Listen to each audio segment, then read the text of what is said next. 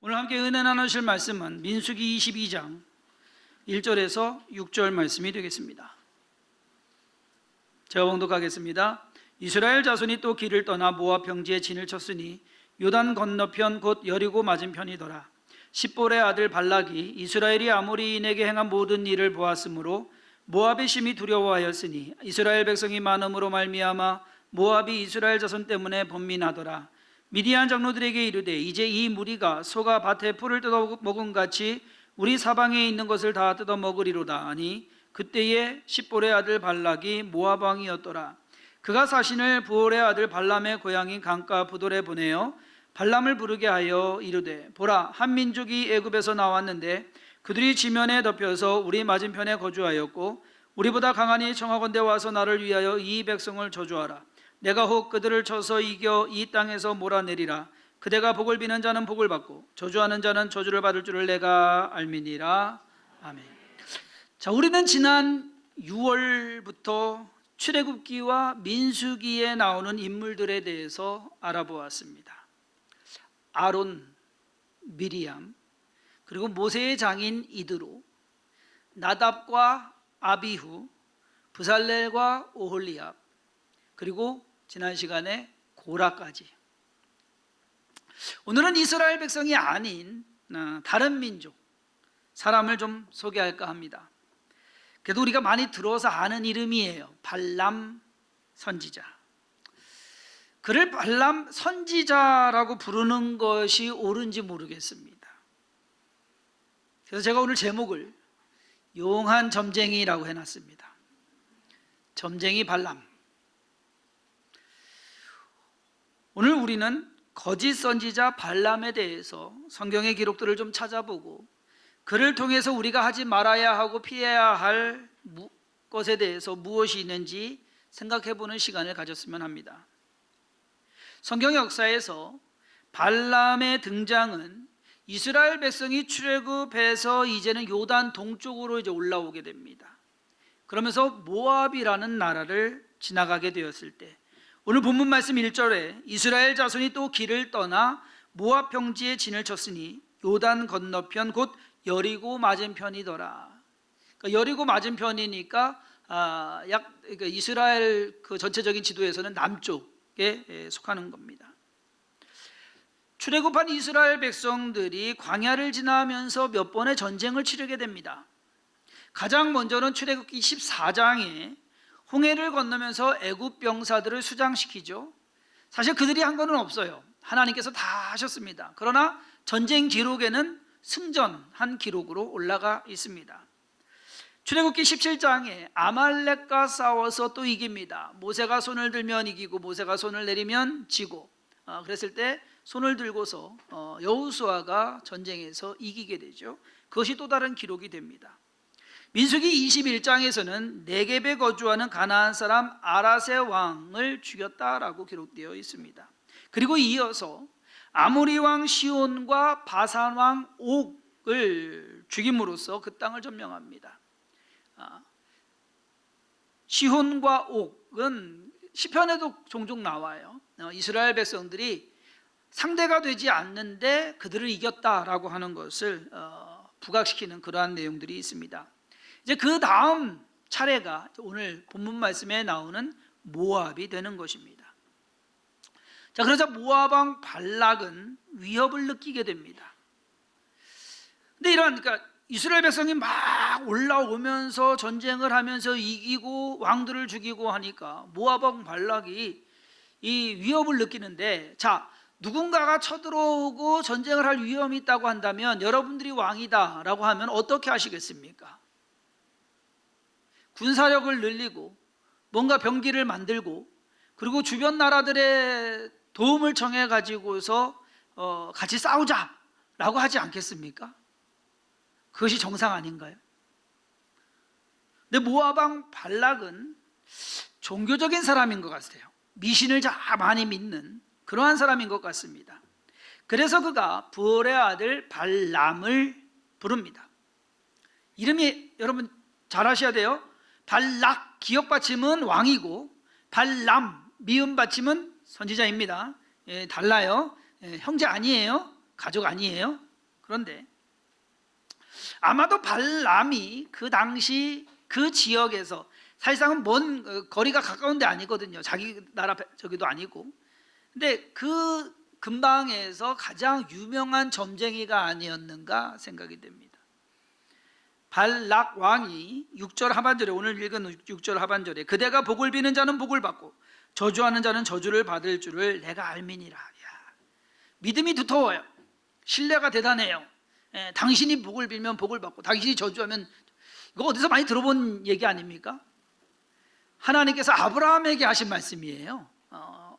창세기 12장에서 발락은 그만큼 발람에 대해서 대단한 믿음을 가지고 있었습니다. 그래서 사신들을 보냅니다. 처음에는 모압 장로들과 미디안 장로들에게 복채를 들려가지고서 보냈어요. 가가지고서 와서 좀 해달라 이렇게 말을 전했는데, 하나님께서 발람 선지자에게 가지 마라 말씀하십니다. 그래서 발람이 나 안 갑니다. 왜? 하나님이 가지 말랍니다. 거절을 해요.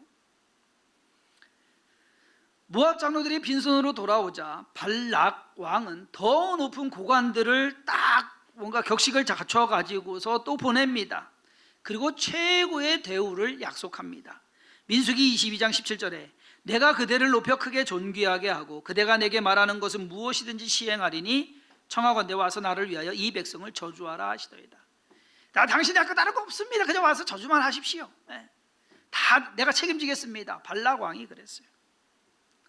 두 번째 제안에도 발람이 거절을 합니다. 그런데 거절을 하면 그렇잖아요. 아이, 안 간다니까요. 그냥 돌아가요. 해야 되는데 그들을 돌려보내지 않습니다. 오늘 하룻밤만 여기서 자고 가라. 그러니까 혹시나 하나님께서 다른 말씀을 하실까라고 생각을 해가지고 아마 남겨두었던 건 아닌가. 어쩌면 그의 바램처럼 하나님께서는 발람 선지자로 하여금 같이 가라 말씀하십니다. 의외의 일이에요. 근데 그 다음을 읽어보면 재밌어요. 다음날 아침에 발람이 나귀를 이제 안장을 채우고 거기에 타고서 이제 갑니다. 고관들과 함께 갑니다. 그런데 하나님께서 진노하셨다라고 기록되어 있습니다. 아니, 가라고 했잖아요. 하나님이 가라고 했으면 가면 되는데, 그래서 가는데 하나님 진노하셔가지고서 여호와의 사자를 보내가지고서 칼을 빼들고서 죽이려고 지금 앞에 서 있어요. 그러니까 같이 가는 것이 옳은 것이 아니라 처음 말씀하신 대로 가지 않는 것이 옳은 거예요. 베드로후서 2장 15절과 16절에서 베드로 사도는 발람의 이러한 행동을 미친 행동이다라고 얘기합니다. 그들이 바른 길을 떠나 미혹되어 부올의 아들 발람의 길을 따르는도다. 그는 불의의 삭슬을 사랑하다가 자기의 불법으로 말미암아 책망을 받되 말하지 못하는 나귀가 사람의 소리로 말하여 이 선지자의 미친 행동을 저지하였느니라. 그러니까 고관들을 따라서 가는 것이 미친 행동이었다라는 겁니다. 아유, 하나님이 허락하신 것 같은데 아니다라는 얘기예요. 발람은 계속해서 하지 말아야 하는 쪽으로 자꾸 갑니다. 그리고 하나님께서는요, 그 다음부터는 그냥 내두셔요. 그러면 하나님이 놔두셨다고 해서 발람이 하는 일이 옳은 일이거나 좋은 것이라는 것은 아니다라는 사실을 우리가 알아야 돼요. 가끔 보면 그런 분들이 있어요. 상담하러 와요. 상담하러 오시는데 답을 정하고서 오셔요. 상담을 할 거면 이런 게 있고 이런 게 있고 이런 게 있는데 어떻게 하면 좋겠습니까? 라고 하는 것이 상담일 텐데 자기 답을 다 정해놓고 와요. 그러고서 상담하면서 은근히 그쪽으로 몰아요. 그러면서 저로 하여금 그것을 괜찮아요 라는 말이 나오게, 그렇게 하세요 라는 것이 나오게. 우리는 종종 하나님께 기도하면서도 그래요. 간절히 기도할 때 내가 원하는 것, 내가 생각한 것, 내가 바라는 것을 관철시키려고 합니다. 하나님, 이렇게 해도 되지 않습니까? 이렇게 해도 괜찮잖아요. 그렇게 해주세요. 그럴 때 어쩌면 하나님이 그냥 하게끔 놔두시는 그러한 경우가 있어요. 하나님이 허락하신 거냐? 아니요, 허용하신 겁니다. 네 맘대로 해봐. 책임은 네가 져. 우리가 하나님께 묻는 이유가 뭐예요? 하나님이 좀 도와달라고. 그런데 내가 잘못하는 거, 하지 말아야 될 것을 뻔히 하면서 그것을 합리화시키기 위해서 하나님을 끌어들이거나 주의 종을 끌어들이는 경우가 있습니다. 그럼 제가 만약에 교회를 개척해야지 라고 마음 먹고, 하나님 나 교회 개척하게 돈 좀 막 팍팍 주시고 뭐 저 사람들 보내주시고 이렇게 해주시면, 그렇게 기도했으면 주성긴 교회는 안 생겼을 겁니다. 그렇게 해서 생겼다고 하더라도 지금의 모습은 아닐 겁니다. 많은 교회들이 자기들이 원하는 것, 자기들이 세운 것이 하나님께 늘 합당하다라고 생각을 해요. 착각입니다. 그래서 어떤 교회는 땅을 잔뜩 사놓고서 땅값 오르기를 기다리고 있는 교회도 있고요. 어떤 교회는 빚 잔뜩 져가지고서 건물을 세워놓고서 그 빚 갚느라고 허덕이는 교회도 있고요. 나라만 지금 시끄러운 게 아니에요. 교회들도 시끄러워요. 왜 그럴까? 자기들의 것을 분명히 아닌데, 옳지 않은 것인데 그것을 우기고 갑니다. 마치 발람이 마음은 따라가고 싶은 거예요. 왜? 돈이 있으니까. 가지 말아야 되는데 자꾸 가는 겁니다. 우리의 신앙에서도 아닌데 자꾸 가는 경우가 있어. 그러면서 하나님, 가도 되죠? 가도 되죠? 해도 되죠? 해도 되죠? 많은 분들이 제게 말합니다. 땅도 사고 교회도 지어야 되지 않겠냐고. 아니면 교회 건물이라도 사서 옮겨야 되지 않겠냐고. 땅 사서 교회 멋지게 지으면 좋겠죠. 청주에 매매 나온 교회도 많이 있습니다. 그거 사가지고서 옮겨가면 뭐 상가 건물보다야 낫지 않겠냐. 하지만 지금 우리 상황에서 그렇게 하는 것은 아니라고 봅니다. 그러니까 그러한 말씀은 우리 교회 성도님들 안에서는 되도록이면 안 해주셨으면 하는, 모르는 사람들이야 남들이야 뭐 이런저런 거 좋은 거 얘기하겠지만 과연 우리가 해야 될 것이 무엇인지 우리 스스로를 좀 돌아봐야 되지 않을까. 주성긴 교회가 시작했을 때처럼 하나님께서 우리로 하여금 깨닫게 하시고 움직이게 하실 때가 올 줄 믿습니다. 안 한다는 거 아니에요. 분명히 하나님께서 움직이실 때 우리가 그때를 알아야 되는 것입니다. 결국 발람은 죽을 뻔한 고비를 넘게 됩니다. 그것도 그 같았던 나귀가 여호와의 사자를 보고 그리고 피하는 바람에 죽음을 모면하게 됩니다. 이 일화에서 황당한 일이 벌어집니다. 발람은요, 여러분 솔직히 그래요. 나귀를 타고 갈 게 아니라 자기가 얻고 가야 돼요. 왜? 나귀 덕에 살았잖아요. 우리가 잘못하면 집에서 키우는 애완견이라도 몇 마디 해줬으면 좋겠어요. 우리한테. 그런 일이라도 좀 있었으면 좋겠어요. 그런 일이 없더라고요. 결국 발람은 자의반 타의반으로 모압 왕 발락에게 갑니다. 분명 발람은 얘기했어요. 발락에게 나는 이스라엘을 저주하겠다라고 얘기 안 했어요. 약속 안 했어요. 하나님이 알려주시는 대로 내가 말하겠다라고 그 얘기만 했습니다. 이것만 보면은 괜찮은 선지자인 것 같아요. 그래서 발람은 총 4번을, 여기서 3번은 저주하려고 했는데 축복이 돼버렸고, 마지막 한 번, 4번째는 예언을 하게 됩니다. 미래에 앞으로에 있을 일에 대해서 예언을 하는 그러한 기도를 하게 됩니다. 결국 모압 왕 발락이 발람으로 하여금 이스라엘 백성을 저주하는 것은 실패로 돌아가고 말았습니다. 우리는 오늘 이 발람의 사건에서 몇 가지 교훈을 깨달아야 합니다. 첫째는 재물과 명예를 위해서 살지 말아야 한다라는 것입니다. 사도 바울은 디모데에게 디모데전서 6장 10절에 돈을 사랑함이 일만하게 뿌리가 되나니 이것을 탐내는 자들은 미혹을 받아 믿음에서 떠나 많은 근심으로써 자기를 찔렀도다 라고 지적합니다. 열심히 일해서 돈 많이 벌면 좋죠. 그건 맞죠. 문제는 옳지 않은 방법으로 돈을 버는 것이 잘못됐다라는 것입니다. 베드로 사도는 이것을 불의의 삭이라고 정의합니다. 정당한 보수가 아닌 불의를 행한 것으로 얻은 재물, 그것은 불의의 삭시다, 옳지 않다라는 겁니다. 그래서 우리 주성인 교회 성도님들에게 말씀드립니다. 돈 되는 일 찾지 마시기 바랍니다. 사람들은 돈 되는 일을 찾아가 나섭니다. 이것이 돈 된다라고 하면 우르르 몰려요. 요즘 뭐가 돈 될까라고 거기에 쏠려요. 근데 대부분의 돈 되는 일은 정당한 방법으로 얻는 소득이 아닌 경우가 대부분이다라는 겁니다. 요즘 젊은이들이 왜 사건에 연루되고 그리고 그들의 인생을 망치게 되느냐? 쉽게 돈을 벌려고 해서 땀 흘리지 않고 고생하지 않고 힘들지 않고 쉽게 요거만 하면 된다, 요거만 하면 된다, 그러한 말에 속아가지고 결국 속은 거 아닙니까? 정당한 것으로서 버는 것이 아닙니다. 돈이 안 되더라도 옳은 일을 그리고 정당한 일을 하는 성도님들 되시기를 주님의 이름으로 축원합니다. 둘째로, 점쟁이도 잘 맞춘다는 것을 알고 있어야 된다.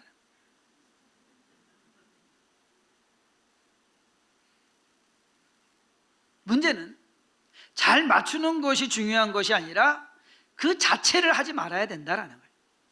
우리 믿는 사람으로서 점쟁이 못 맞춰야 돼, 틀려야 되는 거 아닙니까? 그러니까 우리가 아니요, 잘 맞춰요. 레위기 19장 31절에 너희는 신접한 자와 박수를 믿지 말며 그들을 추종하며 스스로 더럽히지 말라. 나는 너희 하나님 여호와이니라. 그리고 레위기 20장 6절에 접신한 자와 박수무당을 음란하게 따르는 자에게는 내가 진노하여 그를 그의 백성 중에서 끊으리니 라고 경고하고 있습니다. 신접한 자와 무당 그리고 점쟁이는 아예 상종을 하지 말아야 됩니다. 잘 맞추는데요, 용한데요, 그 하는 말하는 대로 딱 되는데요, 거기에 혹하지 마세요. 사무엘상 28장을 보면 사무엘 선지자가 죽자 사울 왕은 이스라엘 땅에서 신접한 자와 박수, 무당을 다 쫓아냅니다. 잘한 일이에요. 박수 칠만. 그런데 블레셋이 쳐들어와서 위협을 하자 겁을 먹고 자기가 그만 신접한 여인을 찾아 나섭니다. 그리고 신접한 여인을 만나요. 근데 이 신접한 여인이 아주 용해요. 왜? 죽은 사무엘을 끌어올리잖아요. 여러분, 이 정도면 엄청난 거예요. 대단한 거예요. 실력이 진짜 좋은 거예요. 문제는 아무리 실력 있고 용하고 잘 맞추고 그의 말대로 다 된다고 하더라도 그 길은 결국 멸망이다라는 겁니다. 그 여인이 말한 대로 다 됐어요. 너가 어떻게 될 것이다, 사울 왕에게 얘기한 거 그대로 다 됐습니다. 그리고 사울 왕 죽습니다. 그 신접한 여인이 말한 것이 맞았다고 해서 그 신접한 여인을 따라갈 거냔 말이에요. 역대상 10장 13절에서 14절 말씀에 사울이 죽은 것은 이렇게 평합니다. 여호와께 범죄하였기 때문이라. 그가 여호와의 말씀을 지키지 아니하고 또 신접한 자에게 가르치기를 청하고 여호와께 묻지 아니하였으므로 여호와께서 그를 죽이시고 그 나라를 이새의 아들 다윗에게 넘겨주셨더라. 하지 말아야 될 것은, 아마 우리 교회 성도님들은 점쟁이를 찾아가는 일은 안 하실 것 같아요.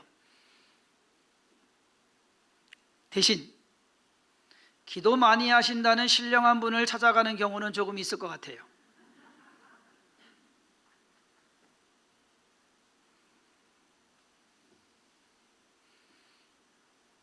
저 일 있을 때도 그런 분들 몇 분 와서 저한테 이래라 저래라 얘기했어요. 하나님이 이렇게 하라고 하시더라, 하나님이 저렇게 하라고 하시더라. 그것 따랐으면 제 인생 망했습니다. 여러분 삶에 문제가 있고 아무리 억울한 문제가 있고 두려운 문제가 있고 모르겠는 거 있고 해도 제발 좀 누구 찾아가지 좀 마세요. 교회 와서 기도하세요. 여러분들이 눈물 흘려, 여러분들이 애쓰며 땀 흘려가며 여기 와서 기도하세요. 누구 찾아가지고서 속 시원한 얘기 듣는다고, 속은 시원할지 모르겠지만 그 인생 꼬이는 건 한순간입니다. 과연 하나님께서 그렇게 하실까? 세 번째로, 남을 저주하는 것은 하나님만 못하다라는 사실을 알아야 됩니다. 모압 왕 발락은 발람 선지자로 하여금 이스라엘을 저주하도록 했습니다. 하지만 이래 결국은 어떻게 됩니까? 이스라엘은 축복을 받고 발락은 망하고 말았습니다. 이 저주에 대해서 성경에는요, 저주 받을 사람들에 대한 기록이 잔뜩 있어요. 신명기에 보면은 누구는 저주받고 누구는 저주받고 해가지고서 그리고 저주하지 말라는 내용도 있어요. 그러니까 부모를 저주하지 마라, 그리고 위의 지도자들을 저주하지 마라, 하나님을 저주하지 마라, 이러한 내용도 쭉 있습니다. 근데 반대로 저주를 하는 경우도 있어요.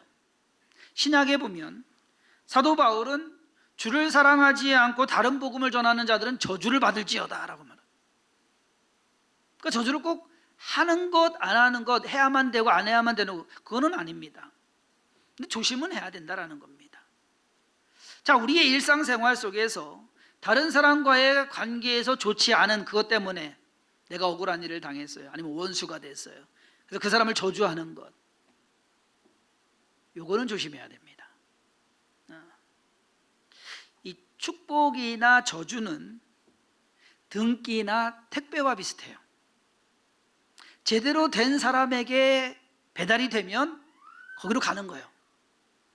근데 그 사람이 제대로 배달이 안 됐다, 수신인이 아니다, 자격이 안 된다 라고 하면 어떻게 되느냐? 돌아와요. 축복은 돌아와도 돼요. 그렇죠? 저주는 돌아오면 안 돼요. 그러니까 축복은 막 하란 말이에요. 해도 돼요. 왜? 그 사람이 받을 자격 안 되면 나한테 오니까. 근데 저주를 하면 이거 조심해야 돼요. 내 생각에는 저 인간은 저주받아도 싼데 라고 했는데 하나님이 그렇게 안 보시는 경우가 있다라는 거죠. 그러면 어떻게 되느냐? 내가 저주받는다는 얘기예요. 그러니까 되도록이면 안 하는 쪽이 낫다라는 것. 아무리 원수라 하더라도 내가 누군가를 판단하는 일에는 조심해야 합니다. 발락은 대상을 잘못 정했고 방법도 옳지 않았습니다. 결국 저주는 그가 받고 말았습니다. 여러분, 발람 선지자, 이 용한 점쟁이는요, 능력 있는 사람이었습니다. 실력도 좋았어요. 하나님의 음성도 듣고 예언도 하고, 그리고 그의 축복이나 예언이 성경상에서 그대로 이루어졌습니다.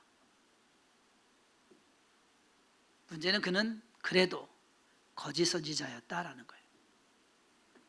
용한 점쟁이에 지나지 않았다라는 겁니다. 여러분, 능력이 있다고 해가지고서 잘하거나 옳은 것이 아닙니다. 가끔 우리는 착각을 해요. 그분 능력 있어, 그러면 다 옳은 것처럼 생각을 해요. 아니에요. 주의 이름으로 예수님께서 나중에 오실 때 그러잖아요. 주여, 우리가 주의 이름으로 귀신도 내쫓고 병도 치료하고 뭐자 하지 않았습니까? 그럴 때 예수님이 뭐라고 그랬습니까? 불법을 행한 자들아, 내가 너희 모른다. 우리는 이 말씀을, 발람 선지자를 보면서 이 말씀을 기억해야 됩니다. 옳지 않은 수단과 방법으로 부자가 되고 높은 지위에 오른 사람들이 있습니다. 세상적으로 볼 때는 성공했다고 하지만 하나님의 관점에서는 실패자인 것입니다. 자, 마지막으로 우리가 아무리 누군가를 열심히 축복하고 누군가를 열심히 저주한다고 해서 그게 되는 것은 아니라는 얘기예요. 축복과 저주는 하나님이 하시는 겁니다. 우리는 그저 원할 뿐이고 우리는 바랄 뿐이고 우리는 할 뿐이지만 그것을 행하시는 분은 하나님이다라는 사실을 깨달으시기를 바랍니다. 하나님이 축복하셔야 되고 하나님이 저주하시는 것이다. 그러므로 저와 여러분들이 명심해야 될 것은 뭐냐? 누군가를 축복하고 누군가를 저주하기에 앞서 내 자신을 돌아보고 나는 축복을 받을 사람인가 저주를 당할 사람인가를 우리 스스로를 돌아봐야 된다는 것입니다. 그것이 더 중요한 거예요. 사람에게보다 하나님께 복을 받는 성도님들과 주성긴교회가 되기를 주님의 이름으로 축원합니다. 기도하겠습니다. 하나님은 우리를 택하셨습니다. 그것이 복입니다. 구원받은 것, 죄사함 받은 것, 영생을 소유하고 천국에 갈 수 있는 것, 그것이 복이 아니겠습니까? 그러므로 하나님, 복을 받은 자가 복을 주게 하여 주옵소서. 거저 받았으니 거저 주어라 하시는 주님의 말씀을 기억하게 하여 주옵소서. 우리가 인생을 살면서 저주받을 일은 하지 않게 하여 주옵소서. 무엇보다도 하나님의 저주 아래 있지 아니하도록 그 저주는 예수 그리스도께서 다 없애버리셨습니다. 십자가에서. 그러므로 믿음으로 감사하며 살아가게 하시고 옳은 일을 택하게 하시고 행하게 하시고 좌로나 우로나 치우치지 아니하도록 주께서 우리를 붙잡으시며 가르치시며 인도하여 주옵소서. 하나님 안에서 바른 믿음 가지고 신앙 지켜나갈 때 주성긴 교회 또한 그러한 믿음의 공동체가 되게 하시고 또 하나님의 사역을 넉넉히 잘 이루어가도록 주께서 은혜 더하시며 성령의 능력으로 함께하여 주옵소서. 감사하고 예수님의 이름으로 축복하며 기도했사옵나이다. 아멘.